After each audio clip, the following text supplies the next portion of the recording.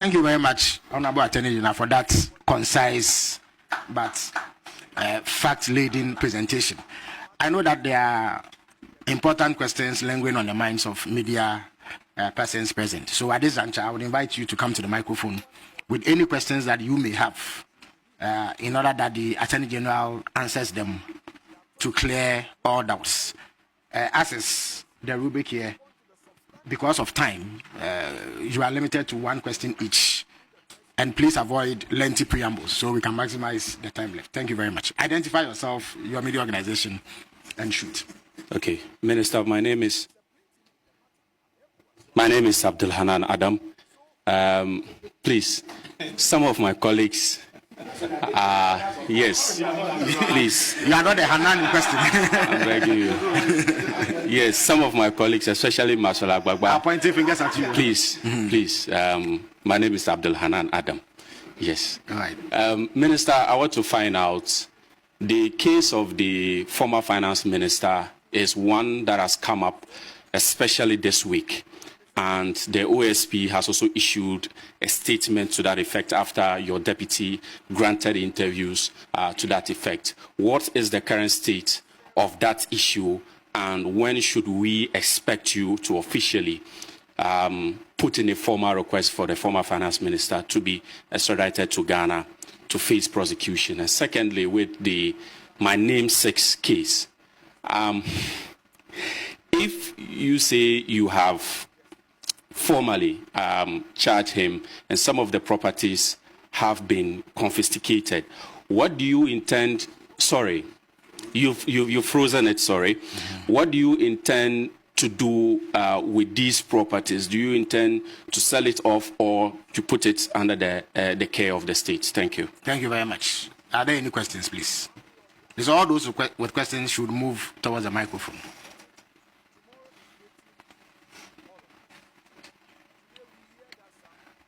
Okay, I would invite the Attorney General to answer the question that was just asked, even as other journalists prepare to ask questions. Please. Yeah, all right. Yeah. With respect to Hanan, if we are looking for one Hanan and we don't get him, we may come for another Hanan. So, two questions. One is in respect of the former finance minister. There has been a lot of talk on both mainstream and social media regarding what is happening.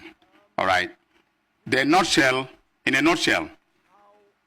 the processes have begun for the request to be made. The point is that the request to be made to the American authorities. When doing extradition, you cannot make a request unless you have a solid case, a docket that has been built. And in the case of the Americans, the practice is for you to have filed charges.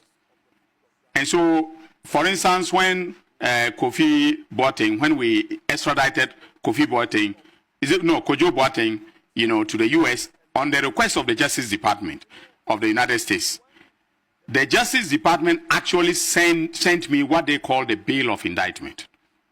All right, that's the charge. Those are the charges. They sent me the charges, the supporting facts, and everything. And ladies and gentlemen, they spent 6 years investigating the syndicate of criminals that included, Kojo Boateng. 6 years. All right. So the point that we have made, that my deputy made, is that without a docket, we cannot make the request. So we are still waiting for the docket. That is all I can say for now. I have read everything that has been said by the OSP and his office. I respect his office. I respect the autonomy of the office and so on. Okay, but we in the Attorney General's department cannot begin an extradition request with a bare letter. We need the evidence to be able to do so. That's all I can say. So the formal processes have started. Then, what do we wish to do with the properties? Well, when they are handed over to the state, the appropriate authorities will know what to do with them.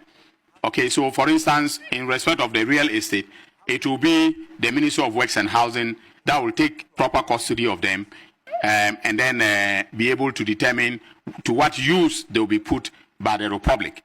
If it is also the case that we should auction them and then put the money into the consolidated account, that decision will be taken by Cabinet, and then we will continue from there.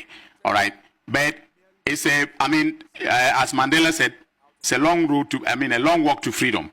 All right, this is a long haul because no criminal that has been indicted will, stand idle when you are doing confiscation proceedings. So definitely, and the people we are talking about, they have a lot of cash. If it is not in the bank, it is somewhere, and they will hire some of the best legal minds to come and meet me in court. So we will be fighting, the battle on behalf of the people of this country. Are there any other questions? Yeah. If there are any other questions, we will invite them at this juncture. Otherwise, we call it a day. Please step up. Okay, Maxwell Ababa, Joy FM, Joy News. Okay, from the briefing, it appears that the real estate companies, some way, somehow, I know a minister raised this issue once, a former minister raised this issue once and became very controversial, so I want to tread cautiously, that the real estate companies are being used, it appears, are being used to launder, money, especially public funds. I want to find out from the AG if he has any plans to tighten, regulations, especially regarding purchases when it comes to real estate businesses and then, state officials and all of that. The second question is on the National Cathedral. I remember sometime in July, 3 months ago, the AG was tasked by the president to take legitimate and legal steps to terminate the National Cathedral contract, and then also take legal steps to dissolve the Board of Trustees. I want to find out from the AG what the update is regarding that. Thank you. Thank you very much, Max. Yeah, thank you very much for the questions. The question of how I feel when people say, the oral cases are delaying, I feel frustrated because the work of prosecution is not done by the Attorney General alone. The Attorney General depends on investigators for the raw material to be able to prosecute. So today's announcement of the rumble in the jungle is from investigations over the last 8 months. Excellent work done by Mr. Raymond Archer of the Economic and Organized Crime Office and his team. And I want to thank them very much for the wonderful work that they are doing. The oral investigations, also excellent work, is being done by the National Intelligence Bureau. As for them, we don't mention their names. And they are the ones in charge of the 34 instances or cases that were implicated in the oral committee report. And they are also doing excellent work. You can see from the charges we filed in national service cases that they did an excellent job. You can also see from my briefing on the DRIP case that they are doing an excellent job. So the point is that I have to wait patiently for all these entities to do their work and do the work very well, including, of course, the Financial Intelligence Center. Then the National Cathedral Contract Termination and Board of Trustees. I've just announced that the Auditor General has asked one of the big four to do a forensic audit on National Cathedral.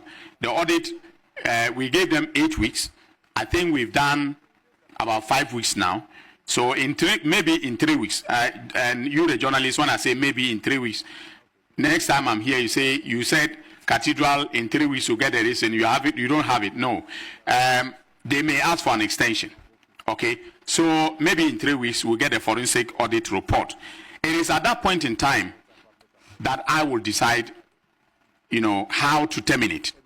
Okay? Because in every contract, there is a basis for termination.